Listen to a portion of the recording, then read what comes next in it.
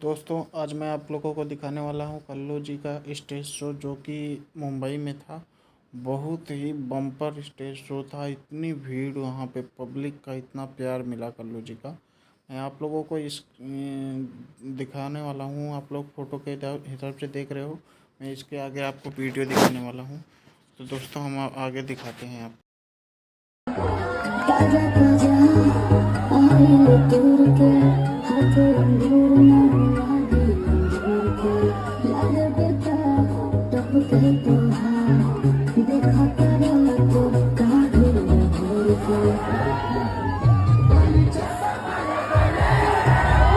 दोस्तों आप लोग देख सकते हो कल्लू जी मस्त डांस कर रहे हैं और पब्लिक इतनी ज़्यादा है और कई भाई लोग स्टेज पे भी खड़े हैं।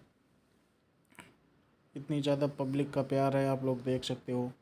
कल्लू जी का मुंबई में है बहुत ही बम्पर स्टेज शो। इतना मस्त डांस कर रहे हैं कल्लू जी नागिन वाले डांस पे, गाने पे। तो चलते हैं दोस्तों, आगे की खबर आगे दिखाएंगे।